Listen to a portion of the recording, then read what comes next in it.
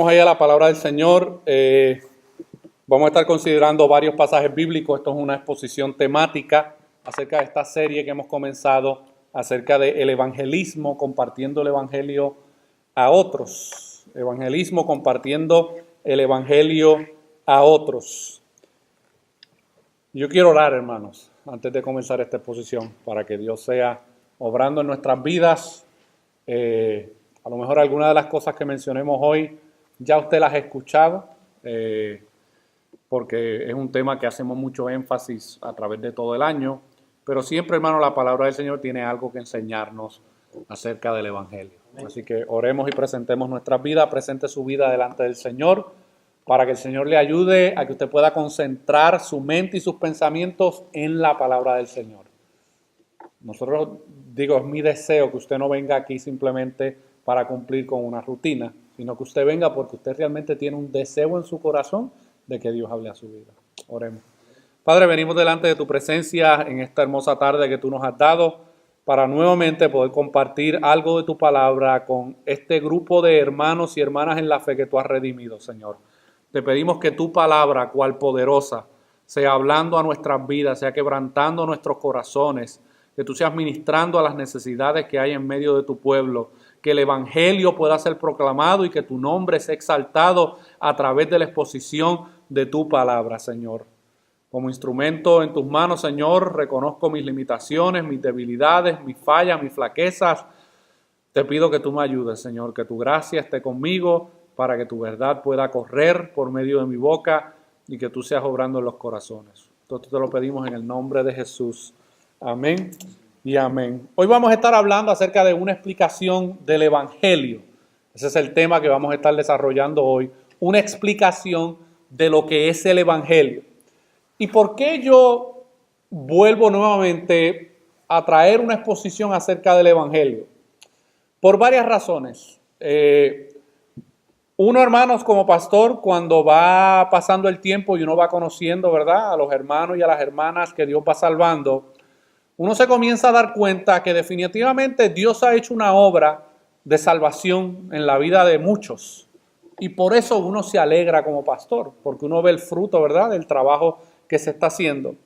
Pero a veces, hermano, ese trabajo que se hace necesita ir acompañado por un entendimiento individual de cada uno de ustedes, a que ustedes entiendan las verdades del evangelio por sí mismos, y no necesariamente porque alguien está constantemente explicándoselas o hablando acerca de ellas.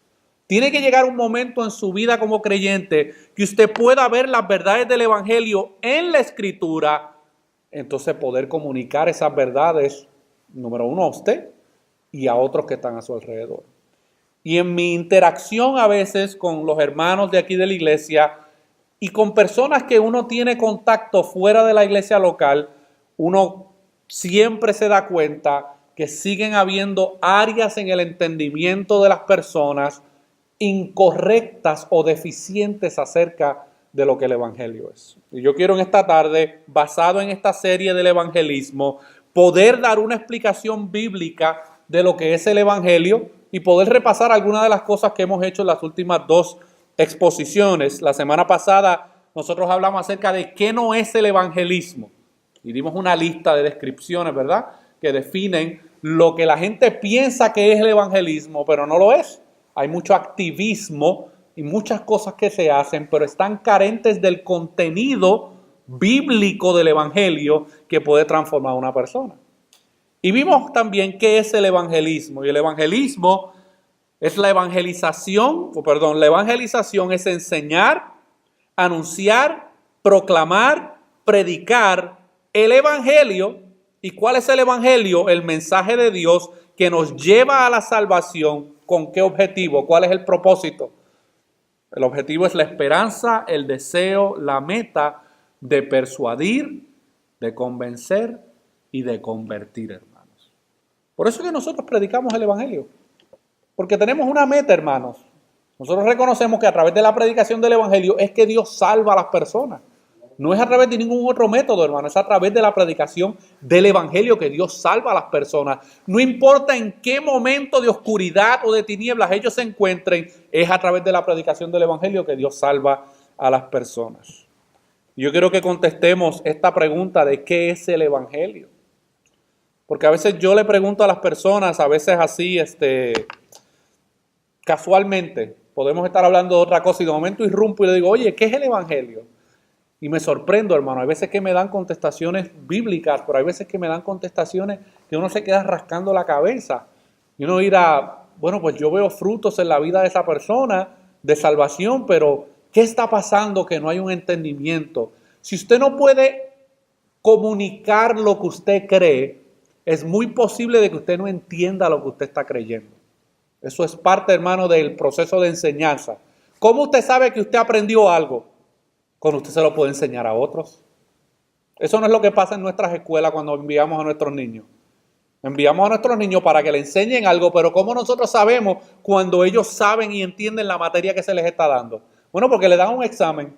Y en ese examen ellos tienen que contestar y tienen que expresar, ya sea verbalmente o por escrito, lo que ellos han entendido acerca de esa materia. Bueno, pues hay que tener un entendimiento bíblico de lo que es el Evangelio. ¿Cuál es el mensaje de Dios que nos lleva a la salvación? Mark Dever lo describe de esta manera: el Evangelio es la buena noticia acerca de lo que Dios ha hecho.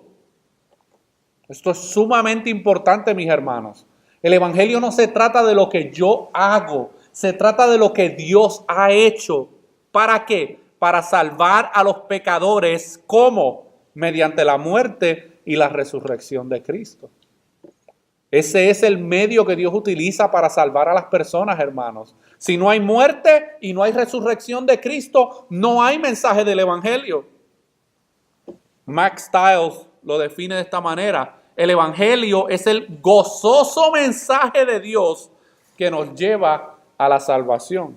¿Por qué? Porque el Evangelio en sí, la palabra evangelión, significa que buenas noticias. Y si es una buena noticia, se supone que produzca ¿qué? Gozo en la vida de uno como creyente. Y usted tiene que analizar en su vida si el Evangelio, la noticia del Evangelio, ha producido y está produciendo gozo en su vida. Porque si no produce gozo, es muy probable que tengamos un entendimiento deficiente de lo que es el mensaje del Evangelio. Si cuando yo veo y medito en la palabra del Señor y escucho acerca de la obra de Cristo, eso no produce un gozo dentro de mi interior, algo está pasando en la manera en que yo estoy entendiendo este mensaje. Se supone que produzca, hermano, un gozo por la obra que Cristo ha hecho en nuestras vidas. Y el mensaje del Evangelio, como dijimos la semana pasada, de una manera general, responde a 4 preguntas importantes. 4 preguntas importantes que responde el mensaje del Evangelio. Hablamos un poco acerca de quién es Dios. ¿Por qué estamos en una situación tan desastrosa? ¿Qué fue lo que hizo Cristo y cómo podemos volver a Dios? Han transcurrido, mis hermanos, 2 años desde que nosotros plantamos la Iglesia Bautista Faro de Gracia. Y yo me alegro al verlos. Yo me alegro como muchos de ustedes ponen sus talentos y sus dones al servicio de la obra de Dios. Yo me alegro cuando usted me cuenta las cosas que Dios está haciendo en su vida. Yo me alegro por cada una de esas cosas. Pero para mí es de mucho más importancia que usted pueda entender y comunicar lo que realmente el Evangelio ha hecho en su vida. Y usted tiene que saber contestar estas 4 preguntas. Yo le estoy enseñando a usted por medio de esta serie a que usted pueda hacer una apología de la fe que usted cree. Por si alguien te pregunta, bueno, ¿y qué es lo que tú crees? Pues yo no sé, yo solo sé que yo creo. Sí, pero ¿en qué crees? Pues yo creo, sí, pero ¿en qué crees? Bueno, estas 4 preguntas creo que nos van a dar un fundamento básico de poder entender qué es el mensaje del Evangelio, mis hermanos. Y las Escrituras presentan 4 verdades acerca de Dios. Presentan muchos más, pero yo le quiero comunicar 4 cosas que nosotros podemos ver acerca de cómo el Evangelio presenta a Dios. Y el Evangelio, hermanos, según el Salmo 8.1, acompáñenme un momentito al Salmo 8.1, el Evangelio presenta a Dios como glorioso. Salmo 8.1 presenta a Dios como un Dios glorioso. A diferencia de todos los demás dioses, hermanos, que tienen que ser cargados y que se le caen a la gente, el Dios bíblico, hermanos, es un Dios glorioso. Usted no se tiene que preocupar porque, ay, se me va a caer. Gracias a Dios, hermano, no tenemos ese problema. Gloria a Dios. Miren lo que dice la palabra del Señor en el Salmo 8.1. Oh Jehová, Señor nuestro, cuán glorioso es tu nombre en toda la tierra. Has puesto tu gloria sobre los cielos, hermanos. No hay ninguna creación hecha por el hombre, hermano, que pueda llenar esta característica de cómo Dios es un ser glorioso y que su nombre y que su gloria, hermanos, cuán glorioso es tu nombre en toda la tierra. No hay otro nombre más glorioso que el nombre de nuestro Dios. También el Evangelio presenta a Dios como santo. Miren lo que dice Éxodo 15:11. Éxodo 15:11.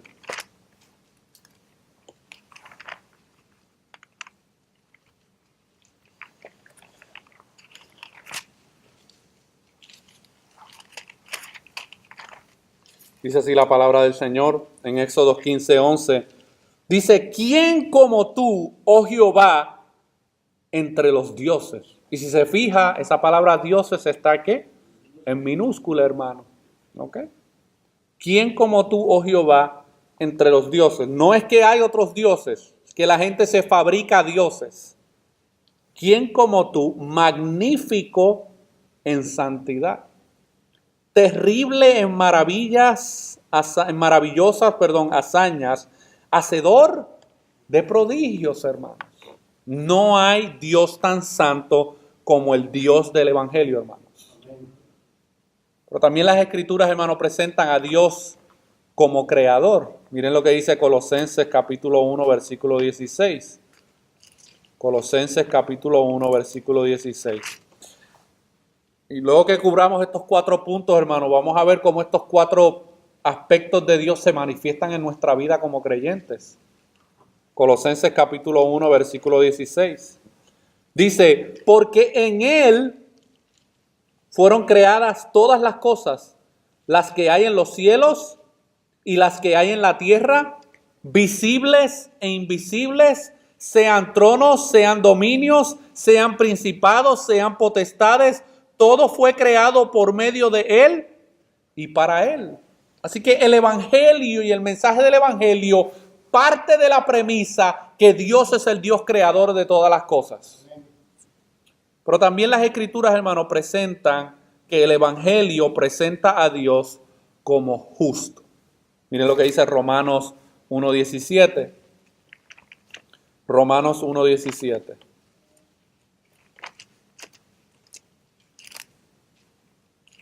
Un pasaje muy conocido. Martín Lutero, hermano, se daba contra la mesa cuando leí este pasaje, porque él quería obtener la justicia de Dios por medio de las obras. Y miren lo que dice Romanos 1:17 para que veamos cómo el Evangelio presenta a Dios como justo. Dice, porque en el Evangelio la justicia de Dios se revela por fe y para fe, como está escrito, mas el justo por la fe vivirá. Nadie, mis hermanos, fuera de la obra de Cristo, nadie posee este atributo. El Dios del Evangelio, hermano, es un Dios justo, que habita en la justicia. Ahora, hay un detalle muy interesante de todo esto que vimos, hermanos, y es cómo cada una de estas verdades por medio del Evangelio son una experiencia real en nuestras vidas. Por ejemplo, el Evangelio presenta a Dios como glorioso. Bueno, nosotros ahora a través del Evangelio, hermanos, un día viviremos en la gloria de Dios y tendremos un cuerpo glorificado. El Evangelio presenta a Dios como santo y es ahora por medio del Evangelio que nosotros somos considerados santos delante de Dios por medio de la obra de Cristo. El Evangelio presenta a Dios como creador y es ahora por medio del Evangelio que nosotros somos hechos nuevas criaturas en Cristo. Y el Evangelio presenta a Dios como justo, hermanos, y es a través del Evangelio que nosotros somos justificados por medio de la fe. Cada una de estas verdades, hermanos, acerca de cómo Dios es presentado en el Evangelio, forman parte importante de lo que nosotros creemos como creyentes. Pero hay otra pregunta: ¿por qué estamos en una situación tan desastrosa? Bueno, vamos a ver por qué es que el hombre ha caído en la situación en la cual se encuentra. Vamos a considerar varios pasajes de ahí de Romanos capítulo 1, pero vamos a Romanos capítulo 1, versículos 18 al 25. Romanos capítulo 1, versículos 18 al 25. ¿Qué es lo que ha hecho la creación de Dios para caer y estar en la condición en la cual se encuentra? Bueno, este cuadro forense que nos presenta Pablo aquí en Romanos nos va a describir cuál es la verdadera actitud que el hombre ha tomado para con su Creador.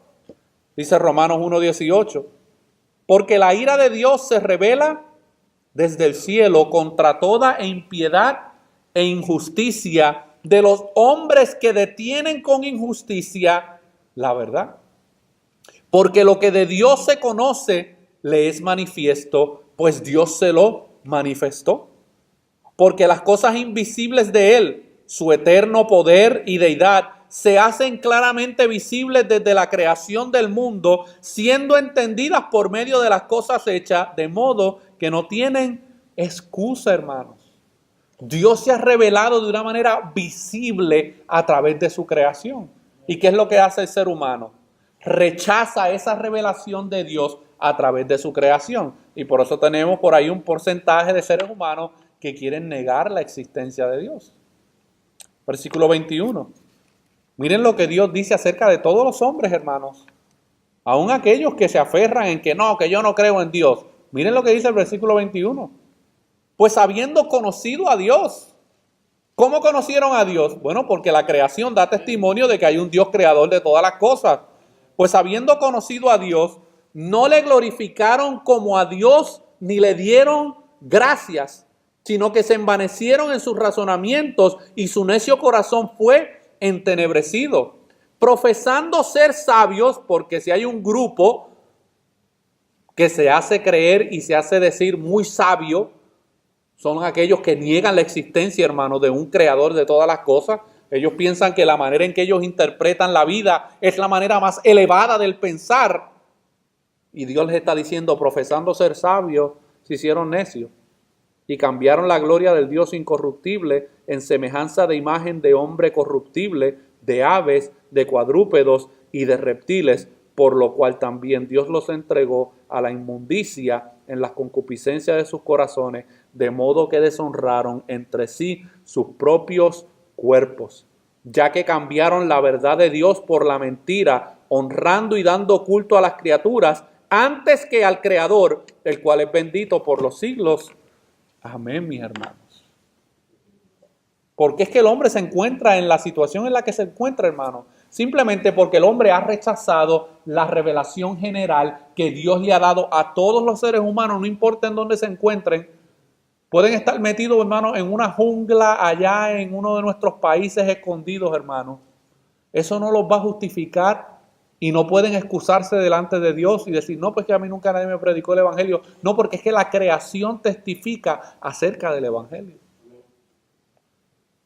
Pero también, hermano, mire lo que dice ahí en Romanos capítulo 2, versículos 1 al 2. Porque están aquellos que niegan la revelación general de Dios, pero hay algunos que han recibido la revelación especial de Dios, que es su palabra, ¿verdad? Porque hay personas que nunca tienen acceso, nunca han tenido acceso a la escritura escrita, pero han recibido la revelación general de la creación de Dios. Pero hay aquellos que sí han estado expuestos a la revelación escrita. Y miren lo que Pablo le dice a esta comunidad de judíos y de gentiles en Roma. Dice, por lo cual, en el capítulo 2, versículos 1 al 2. Por lo cual eres inexcusable, oh hombre, quien quiera que seas tú que juzgas, pues en lo que juzgas a otro, te condenas a ti mismo.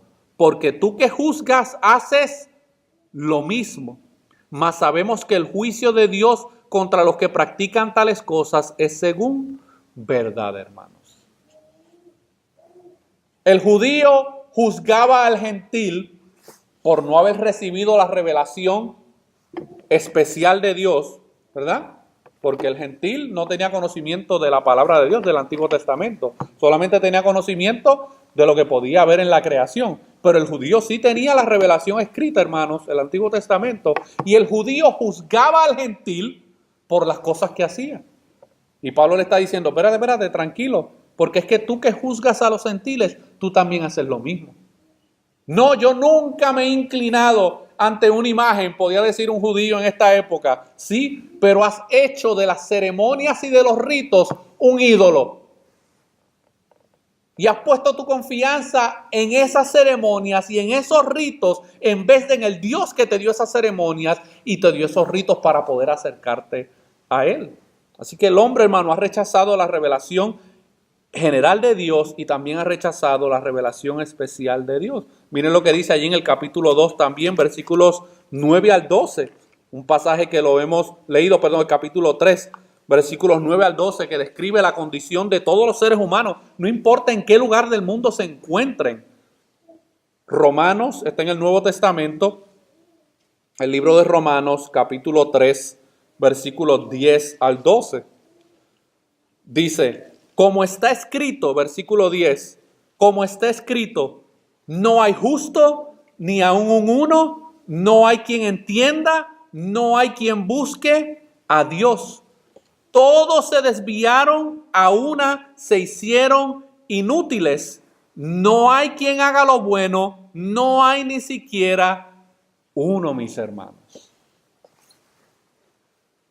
Nosotros podemos saber y reconocer todo lo que ya hemos visto acerca de cómo el Evangelio presenta a Dios, pero también tenemos que describir cómo el Evangelio presenta al hombre. Y cuando nosotros vayamos a compartir el Evangelio con otros, tenemos que partir por Dios, hermanos. ¿Quién es Dios? ¿Cómo es Dios? ¿Cómo Él se ha revelado? Y luego tenemos que presentar, hermanos, cuál es la verdadera condición desastrosa en la cual los hombres se encuentran. Miren lo que dice el versículo 19 al 20 de ahí del mismo capítulo 3. Pero sabemos que todo lo que la ley dice, lo dice a los que están bajo la ley, para que toda boca se cierre y todo el mundo quede bajo el juicio de Dios, ya que por las obras de la ley ningún ser humano será justificado delante de él, porque por medio de la ley es el conocimiento del pecado, mis hermanos. El día de la muerte de una persona que no ha puesto su confianza en Cristo y se tenga que presentar delante de Dios, en el momento en que muere, hermanos, en esos momentos él no puede presentarse delante de Dios y decir, Señor, aquí estoy, tú me conoces, tú sabes que yo pues, sí, era medio tranza, era medio adúltero, medio fornicario, pero tú sabes que yo he hecho mis buenas obras, tú sabes que yo no le he hecho mal a nadie, mentira. Ya estás admitiendo delante de Dios que eres un mentiroso. Mentira. Porque has pensado mal contra alguien. Has tenido sentimientos internos de odio contra alguien. No, un inconverso, hermano, que se presente delante de Dios el día del juicio, no tiene nada para presentarle, hermano. No tiene nada. Y de hecho, la única razón, hermano, por la cual nosotros podemos gozar de una eternidad con el Señor, no es porque nosotros vamos con las manos vacías como van los inconversos. Es porque nosotros vamos, hermano, con la obra de Cristo en nuestras manos y es a través de esa obra de Cristo que entonces podemos gozar de una relación con Él. Y hay dos puntos en estos versículos que acabamos de leer, hermano, que están comunicando algo acerca de nuestra rebelión contra Dios. Número uno, todo el mundo es responsable ante Dios, no importa quién sea, hermano, no importa dónde se encuentre. No importa dónde ha sido criado. No, es que a mí me criaron así, pues yo no tenía ese conocimiento. No hay excusa, hermano. Todo el mundo es responsable ante Dios, quien es nuestro santo creador y Señor, y quien es digno de nuestra adoración y obediencia. Y todo el mundo se ha rebelado contra Dios. Continuamente pecamos contra Dios, por lo que somos objetos de la ira de Dios, mis hermanos. Y usted dirá, hermano Jorge, pero evangelizar de esta manera, como que va a producir más rechazo que aceptación. Eso es correcto. El corazón corrupto de la persona que no ha aceptado el evangelio, hermano, va a rechazar esto. Pero como veremos más adelante, nosotros no somos responsables por el resultado. Nosotros somos responsables por la comunicación de ese mensaje. No somos responsables por el resultado. Y una tercera pregunta que debemos contestar para saber cómo evangelizar es ¿qué hizo Cristo? ¿Qué fue lo que hizo Cristo? Usted sabe que la mayoría de las personas, su teología acerca de Cristo está basada en lo que ven en Semana Santa, en unas peliculitas por ahí que pasan, algunas mal hechas, otras bien hechas. Eso es lo que la mayoría de las personas, hermano, saben acerca de Cristo, basado en lo que vieron en una película o lo invitaron a algún drama y ahí fueron a un drama y vieron, wow, terrible, qué sufrimiento físico tan terrible. Hermano, eso es verdad, pero la obra que Cristo hizo, hermano, tiene un valor y una importancia y un significado mucho más profundo que simplemente los latigazos físicos que le dieron a Cristo o la corona de espinas. ¿Qué fue lo que hizo Cristo? Bueno, hermano, Cristo dio su vida y hay tres cosas importantes de lo que Cristo hizo. Cristo dio su vida como un rescate. ¿Y por qué como un rescate? ¿Usted sabe por qué? Porque usted y yo pertenecíamos al mercado de los esclavos del pecado. Las escrituras, hermanos, describen que nosotros éramos esclavos del pecado. ¿Y cómo un esclavo puede salir de la esclavitud? En tiempos antiguos, ¿qué era lo que tenía que pasar? Alguien tenía que comprarlo. Alguien tenía que pagar un precio monetario, hermano, para poder darle libertad a ese esclavo. Y Cristo, hermanos, pagó ese rescate, ese precio para que nosotros pudiéramos salir del mercado de esclavos al cual pertenecíamos. También fue un sacrificio y es un sustituto para pecadores. Un sustituto, hermanos, es como ya lo hemos explicado varias ocasiones. Imagínense que usted le dan un ticket y que usted tiene que ir aquí a la corte de Georgetown a pagar su multa. Y cuando llega ahí, usted está asustado porque dice, Dios mío, yo no sé qué juez me va a tocar. Me han dicho que hay un juez por ahí que es medio malvado y que algunos simplemente los monta en el avión y se los manda a sus países. ¿Quién me va a tocar? Y usted va asustado ahí al juez, hermano, esperando a ver qué pase. Y resulta que cuando usted llega y llaman su nombre y llega donde el juez le dice, ¿sabes qué? Te puedes ir porque alguien pagó tu deuda. Y tú te quedas, ¿cómo? ¿Quién pagó mi deuda? Bueno, Cristo, hermano, fue un sustituto por la deuda que nosotros teníamos delante de Dios a causa de nuestro pecado. Él tomó en sí mismo la ira de Dios para todos los que son escogidos. Resucitó al tercer día para derrotar la muerte, para derrotar a Satanás y para derrotar el pecado. Cuando yo comienzo a meditar en lo que Cristo hizo, se supone, hermano, que eso sea suficiente para yo dedicarle mi vida entera a Él.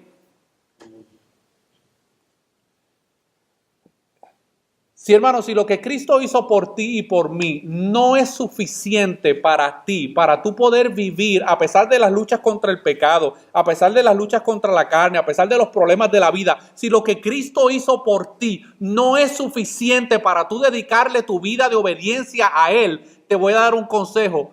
Vete al mundo. Regrésate al pecado. Estás perdiendo miserablemente tu tiempo. Si Cristo no es lo suficientemente valioso y la obra que Cristo ha hecho por nosotros no es lo suficientemente valioso para nosotros rendirle nuestras vidas a Él, arranca que el diablo te esté esperando. Pablo dice en Efesios capítulo 2, Efesios capítulo 2, versículos 4 al 6. Pero Dios, que es rico en misericordia, por causa del gran amor con que nos amó, aun cuando estábamos muertos en nuestros delitos, nos dio vida juntamente con Cristo. Por gracia habéis sido salvados, y con Él nos resucitó, y con Él nos sentó en los lugares celestiales. En Cristo Jesús, hermanos, esto es lo que Cristo ha hecho. Esto debe ser motivos suficientes, hermano, para nosotros dedicarle nuestra vida de obediencia a Él. Y cuando estemos siendo tentados por el pecado y luchemos contra la carne, meditemos en lo que Cristo hizo por ti y hizo por mí. Es ahí donde nosotros vamos a encontrar el poder y la fortaleza para poder vencer al pecado. Pablo habla acerca de esto, lo que Cristo hizo, hermano, en Romanos capítulo 5, versículos 6 al 11. Dice, porque mientras aún éramos débiles, Cuando vivíamos nuestra vida de pecado sin Cristo, éramos débiles ante el pecado. Por eso Pablo habla en el capítulo 6 y 7 acerca de la lucha contra el pecado. Dice, lo que yo quería hacer y sabía que tenía que hacer, no lo podía hacer porque era esclavo vendido al pecado. Y Pablo reconoce, dice, porque mientras aún éramos débiles, a su tiempo Cristo murió por los impíos. Porque a duras penas habrá alguien que muera por un justo, aunque tal vez alguno se atreva a morir por el bueno. Pero Dios demuestra su amor para con nosotros en que siendo aún pecadores, Cristo murió por nosotros. Entonces mucho más, habiendo sido ahora justificados por su sangre, seremos salvos de la ira de Dios por medio de él. Porque si cuando éramos enemigos fuimos reconciliados con Dios por la muerte de su Hijo, mucho más, habiendo sido reconciliados, seremos salvos por su vida. Y no solo esto, sino que también nos gloriamos en Dios por medio de nuestro Señor Jesucristo, por quien ahora hemos recibido la reconciliación, hermano. Todas estas cosas es lo que representa lo que Cristo hizo en la cruz. No es meramente, hermano, la lanza enterrada en su costado. No es solamente la corona de espinas, las burlas. Sabemos que todo eso es verdad. Pero cuando Cristo estaba en el huerto de Getsemaní, hermano, y le está pidiendo al Padre, Padre, si es posible, pasa de mí esta copa. Él no estaba pensando en simplemente los daños o el dolor físico que él iba a estar experimentando. La copa que él estaba a punto de tragarse, hermanos, era la ira de Dios sobre su vida por causa de nuestro pecado. Y esa era la copa que él decía, o sea, esto es la experiencia más horrible que una persona puede experimentar y yo estoy a punto de experimentarla por causa de aquellos a los cuales el Padre amó desde antes de la fundación del mundo. Pedro habla acerca de esta realidad en 1 de Pedro 3:18, dice, porque también Cristo murió por los pecados una sola vez, mis hermanos, el justo por los injustos, para llevarnos a Dios, muerto en la carne, pero vivificado en el Espíritu. Le estoy dando, hermano, todas las evidencias bíblicas de qué fue lo que hizo Cristo. 1 de Corintios 15, del 3 al 4. Dice, porque yo os entregué en primer lugar lo mismo que recibí, que Cristo murió por nuestros pecados conforme a las Escrituras, que fue sepultado y que resucitó al tercer día conforme a las Escrituras. Así que cuando nosotros comunicamos el mensaje del Evangelio, nosotros debemos comunicar el aspecto de la muerte de Cristo, pero también tenemos que incluir, hermano, el aspecto de la resurrección. Es la resurrección lo que da testimonio al mundo de que Dios aceptó el sacrificio del Hijo. Si el Padre no hubiese aceptado el sacrificio del Hijo, hermano, no hubiese habido resurrección. Es la resurrección, hermano, la evidencia física y externa de que Cristo, lo que hizo en la cruz, satisfació completamente la demanda de la justicia de Dios. Y surge otra pregunta, entonces, ¿cómo el pecador puede volverse a Dios? ¿Cómo podemos volvernos a Dios? La Biblia describe dos elementos que son sumamente importantes para la persona, hermano, ¿cómo puede el pecador volverse a Dios? Y son dos palabras bien sencillas, arrepentimiento y fe. Arrepentimiento y fe.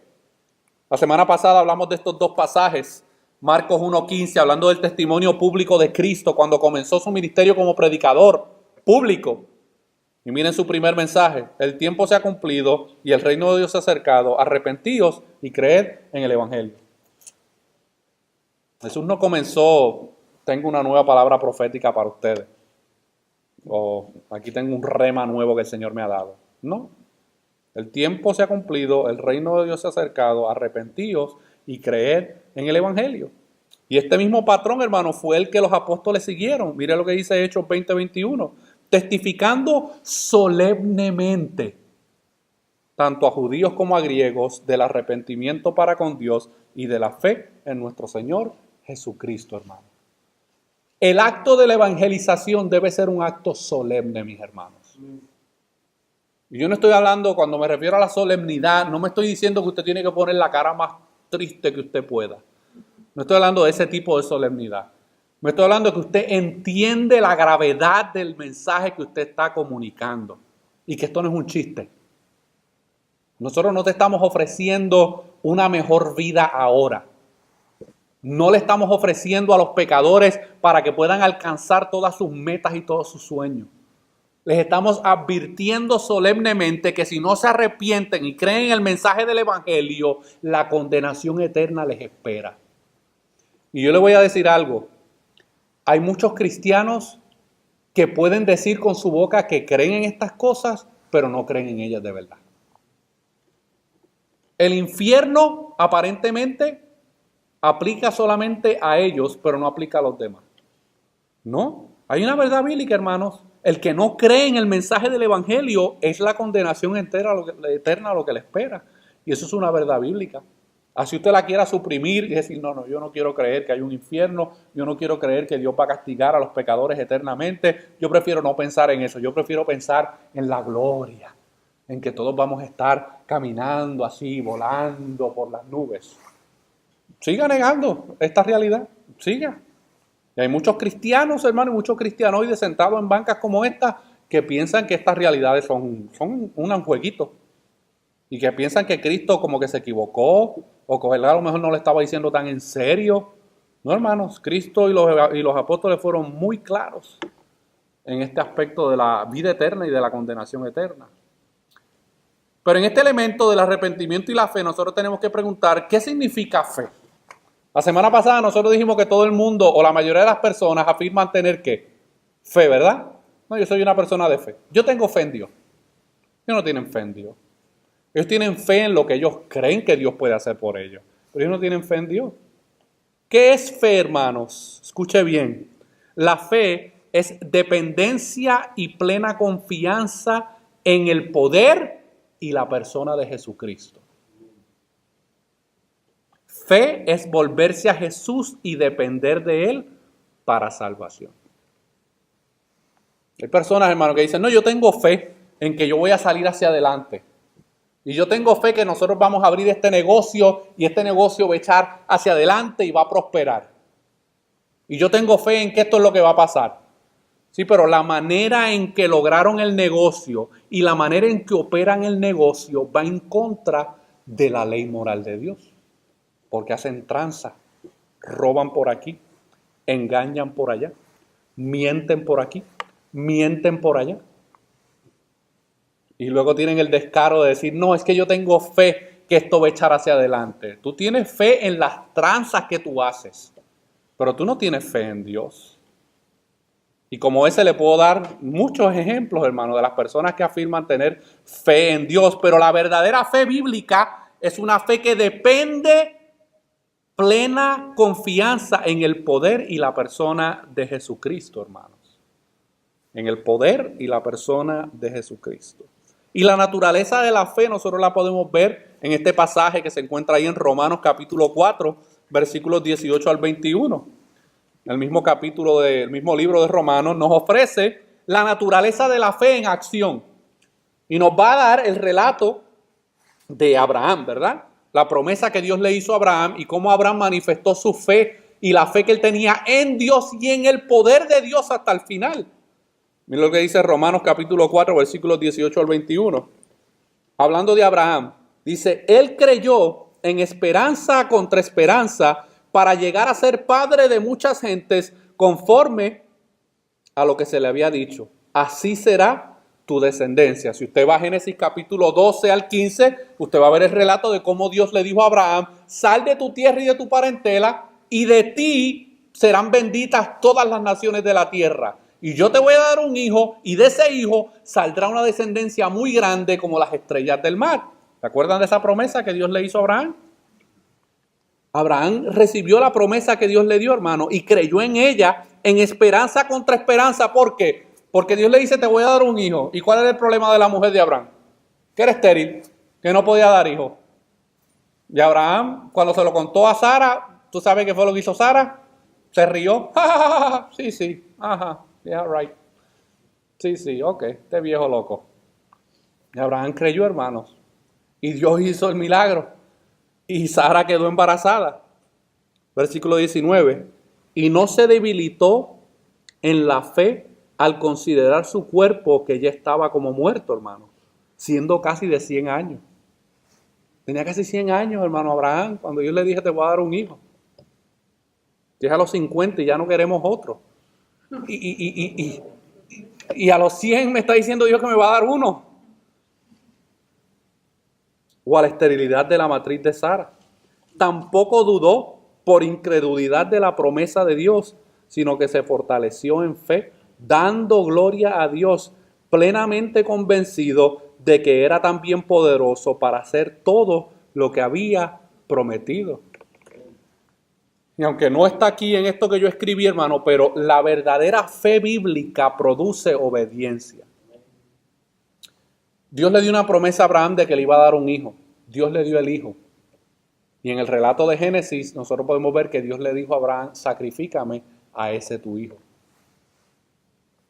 Y yo me pongo en los zapatos de Abraham y me pongo a pensar, el texto no da mucha información, pero como padre yo digo, bueno, aquí hay un problema, porque Dios me dijo que de este hijo va a salir una descendencia muy grande, y ahora me está diciendo que lo mate. Bueno, pues, asumo yo, pienso yo, que Abraham estaría pensando, bueno, pues si me lo manda a matar, pues o me lo va a sustituir, o me lo va a resucitar de entre los muertos. Porque él me dio una promesa. Y él obedeció, hermanos, a lo que Dios le había pedido. Y cuando estaba a punto de sacrificar a su hijo, le dijo, detente, he visto la obediencia tuya hacia mí. He visto cómo tu fe en mí produce una obediencia que es capaz de hacer lo que yo te estoy pidiendo que haga, aunque no lo entienda. Porque créeme que Abraham, levantando el cuchillo, él a lo mejor no entendía claramente cómo se iba a dar esta situación. Pero Dios le había hecho una promesa de que a través de ese hijo era que iba a salir el Mesías. Pero ¿qué significa el arrepentimiento? Y aquí hay mucha duda, hermano, mucha confusión acerca de qué es el arrepentimiento. La gente piensa que arrepentirse de sus pecados es tener tristeza o pesar por lo que hicieron, que saben que lo hicieron mal. La gente que dice, no, yo estoy muy arrepentida. No. Tú lo que tienes es vergüenza porque te cacharon, o tienes cargo de conciencia porque sabes que lo hiciste mal, pero eso no es arrepentimiento. ¿Qué significa un verdadero arrepentimiento bíblico? Greg Gilbert, en su libro El Evangelio, lo describe de esta manera. El arrepentimiento es la otra cara de la moneda, de la fe, ¿verdad? El primer lado de la moneda es la fe. Y el arrepentimiento es volverse del pecado, odiarlo y decidirse a olvidarlo con la ayuda de Dios, al tiempo que nos volvemos a Él en fe. Arrepentirse es renunciar a su vida pecaminosa y andar en la dirección opuesta. Esto es como luce un arrepentimiento verdadero, mis hermanos. Esto no significa que nosotros como creyentes no luchamos contra el pecado. Pero hay personas que dicen haber creído en el mensaje del Evangelio, pero nunca se han arrepentido de sus pecados. Y el arrepentimiento de los pecados no es solamente decir con la boca, me arrepiento de esto que hice. Si eso no va acompañado por un apartarse de esa práctica pecaminosa, eso no es verdadero arrepentimiento bíblico. Y hay muchas personas engañadas creyendo que se han arrepentido de sus pecados, pero siguen viviendo su vida de pecado aún dentro de una comunidad de fe. Y a uno como pastor le toca quedar como el verdugo en muchas ocasiones al tenerle que decir a una persona, te estás engañando a ti mismo. No hay frutos de arrepentimiento en tu vida. No has renunciado a la vida de pecado que tanto amas.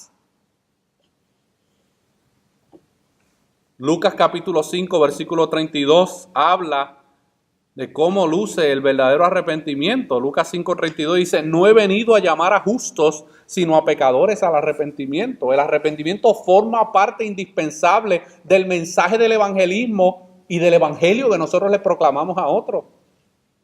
Lucas 24, 45 al 47, la historia de los dos discípulos que iban rumbo de camino a Emaús. Estos eran dos discípulos de Cristo, hermano, y ahora estaban todos atribulados porque Cristo lo habían crucificado y lo habían sepultado. Y cuando se encuentran con Jesús en el camino, miren lo que dice el versículo 45. Entonces les abrió la mente para que comprendieran las Escrituras. Estaban ciegos.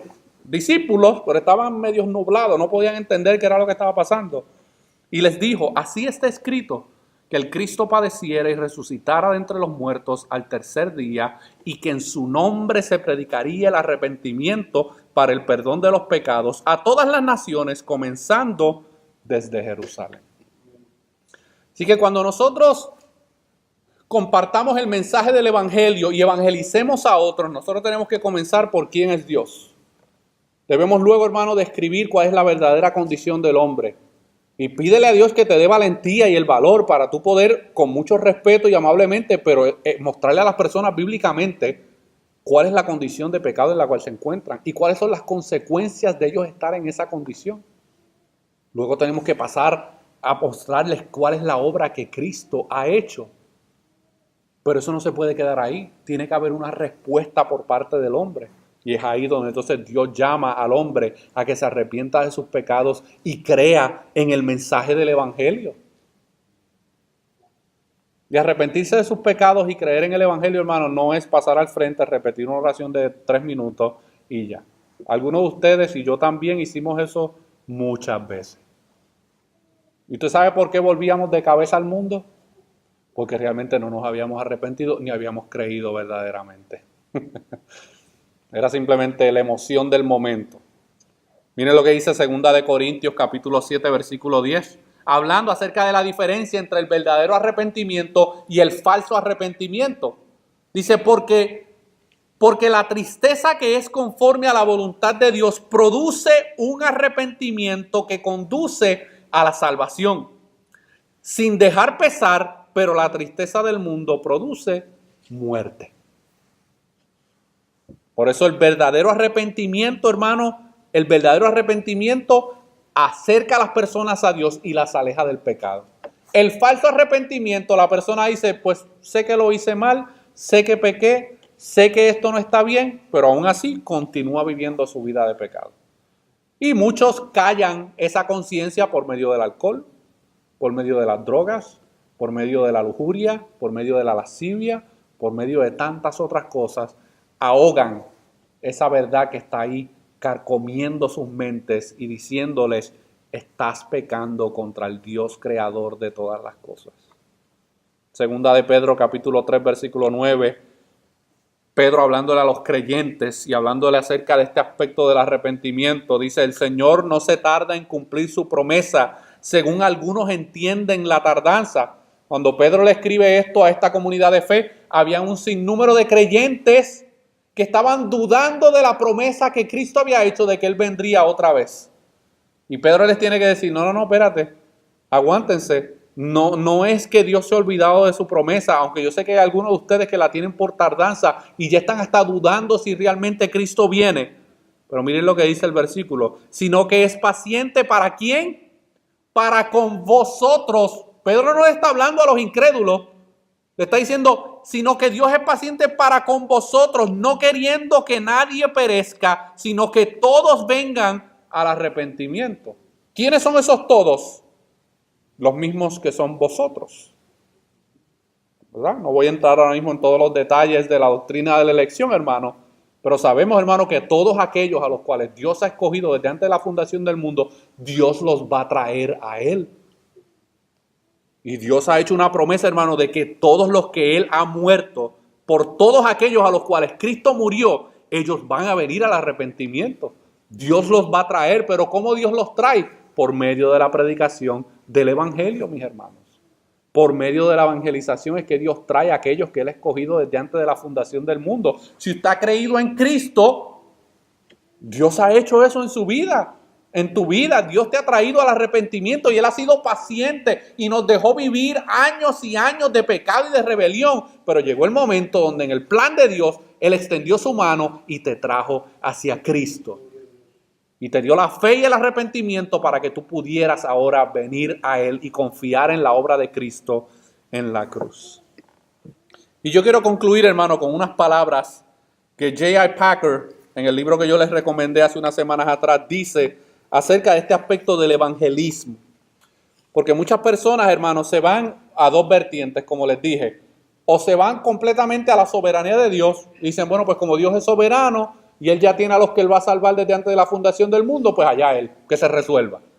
Pero hay otros que entonces se van al otro extremo y piensan que la salvación de los hombres depende y descansa de lo que ellos hagan y de cómo lo hagan. Y miren lo que dice J.I. Packer acerca de este aspecto del evangelismo. El evangelismo es el afán del hombre, pero llevar los hombres del pecado a la fe es la obra de Dios. A pesar de los deseos del evangelista, es decir, el ver resultados en su ministerio, no podemos medir la cantidad ni la calidad de evangelización que se ha hecho por sus resultados. Y muchos se engañan. Y muchos hacen campañas. 100 personas vinieron a Cristo. Mentira. Embuste. Eso no es verdad. Pueden que hayan venido 2 o 3, pero los 100 no vinieron a Cristo. Claro que sí, los 100 repitieron la oración. Eso es un engaño. Dice, han habido misioneros en el Medio Oriente que obraron por años entre los musulmanes y no vieron ni un solo creyente. ¿Podríamos decir que ellos no supieron evangelizar?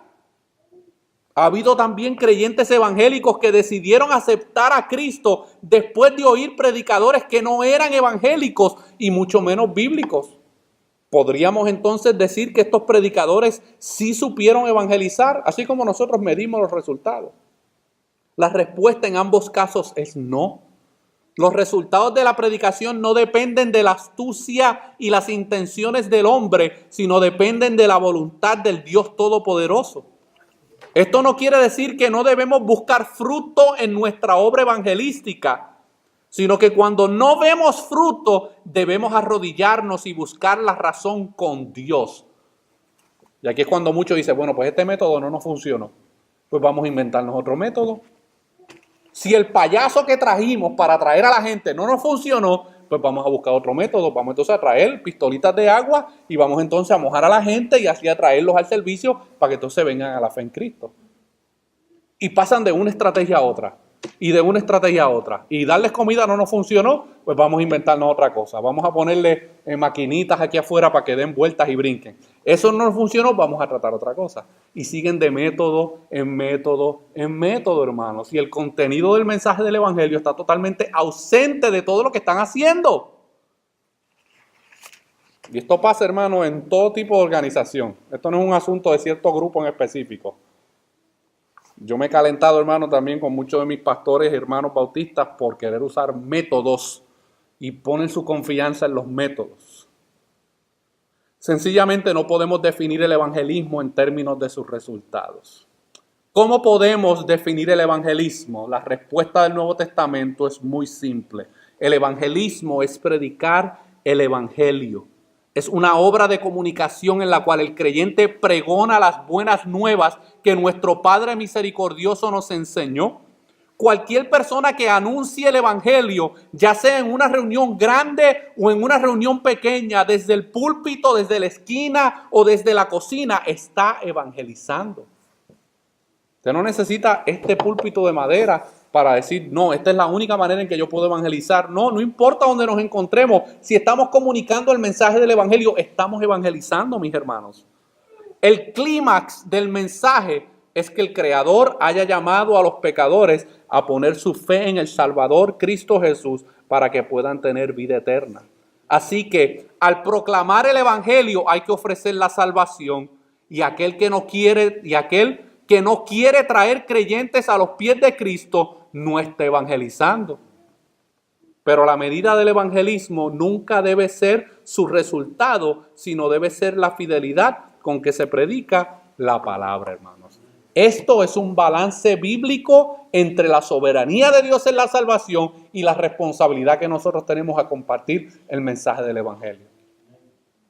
Y nosotros no podemos, hermanos, como pastor es mi deseo que Dios siga salvando, hermano, y Dios siga trayendo personas. Pero he tenido que aprender, hermano, a también entender y aceptar la realidad de que Dios es el único, hermano, que puede producir salvación en aquellos a los cuales les compartimos el evangelio. Y hoy hay muchas organizaciones y muchas iglesias que basan su éxito, porque esa es la palabra que utilizan, el éxito de una iglesia local meramente en números. Y si esto estuviera lleno aquí, Oh, pues eso es una plantación exitosa. Pero 3 personas que Cristo haya salvado del reino de las tinieblas al reino de la luz en un periodo de 3 años, eso no es considerado como éxito. Así es como el mundo piensa y lamentablemente así es como muchos cristianos piensan, hermano. Y nosotros no podemos basar nuestro éxito como plantación o como iglesia local en los números. Pero tampoco podemos entonces recostarnos y decir, bueno, pues como Dios es el que salva, pues que Él lo haga por su propia cuenta. ¿Dios tiene el poder para hacerlo por su propia cuenta? Claro que sí. Pero el plan de Dios para la iglesia es que Dios salva a través del evangelismo que nosotros hacemos, hermanos. Y si nosotros evangelizamos y compartimos el evangelio y nadie se salva, no podemos hacer más nada, hermano, porque es que Dios es el único que puede ofrecer salvación. Pero seamos sinceros y hagámonos la pregunta. ¿Estamos nosotros cumpliendo con la comisión que se nos fue dada? Porque es genuino, excelente que estemos felices por lo que Dios ha hecho en nuestras vidas. Pero Dios nos ha llamado, hermano, a compartir ese mismo mensaje con otros. Y tú le compartes el evangelio a 20, y a lo mejor de esos 20, uno, Dios hace la obra de salvación.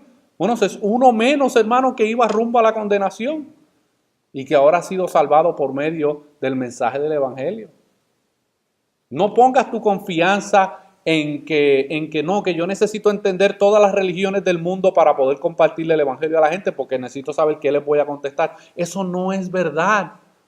Tú no necesitas conocer todo lo que los testigos de Jehová, todo lo que los mormones creen, todo lo que los budistas creen. Si puedes estudiarlo bien, pero tú no necesitas entender eso. Lo que tú y yo necesitamos entender es lo que nosotros creemos como el evangelio de Jesucristo. Si alguien me pregunta, no, ¿y qué tú crees de los mormones? Pues mira, yo sé que creen esto y esto, pero no lo sé todo. Pero yo sí te puedo decir qué es lo que la palabra de Dios dice acerca del evangelio de Jesucristo. Y sobre eso yo descanso. Y ahí está el poder de Dios para salvar. Porque hay personas que se esconden detrás de, no, que es que yo no soy fácil de expresarme. Bueno, será ahora.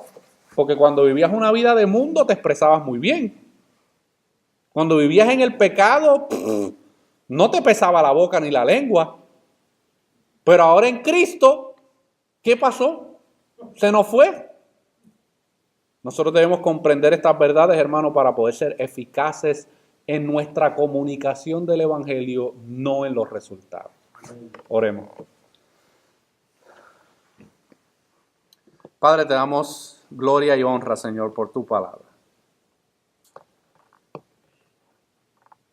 Te pedimos, Señor, que tú pongas, Señor, una convicción muy profunda en nuestros corazones para nosotros llevar a cabo la gran comisión que tú nos has dado, Señor. Que tú nos des el valor, la valentía para poder comunicar estas verdades, Señor. Pero sobre todas las cosas, que estas verdades bíblicas primero sean una realidad en nuestras vidas. No podemos predicarle a otros lo que nosotros mismos no hemos experimentado. Ayúdanos, Señor. Ayúdame. Ayuda a mis hermanos y a mis hermanas en la fe, Señor. Que podamos contemplar la obra que Cristo ha hecho en nuestras vidas. Y que podamos, Señor, con todo denuedo poder proclamar el poderoso mensaje del evangelio. Porque a eso tú nos has llamado como iglesia y como creyentes y como redimidos.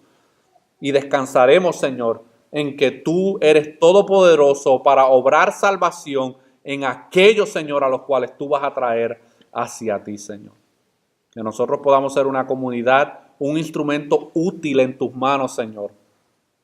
Y que no basemos el éxito de esta iglesia local en los números, sino que basemos el éxito de esta iglesia local en la fiel proclamación de tu palabra, Señor. Y que tú prepares y capacites, Señor, a estos hombres y mujeres que están en este lugar. Que tú los prepares, Señor, que tú moldees sus vidas, sus caracteres, para que sea aquí en los Estados Unidos, o sea, a lo mejor en tus planes y en tu soberanía, Señor, está que algunos regresen a su país, que tú puedas utilizarlos como instrumentos poderosos en tus manos para la proclamación de tu palabra, Señor. Gracias te damos por tu bendición, Señor. Gracias te damos por la obra de Cristo en la cruz. Todo esto te lo pedimos en el nombre de tu Hijo amado Jesús. Amén y amén. Y yo hago un llamado. Si tú has estado escuchando el mensaje del Evangelio por meses y años, inclusive mucho antes de haber llegado aquí, hoy es el día de tú poner tu confianza en Cristo. No sigas confiando en tus buenas obras. Arrepiente de tus pecados y cree en el mensaje del Evangelio.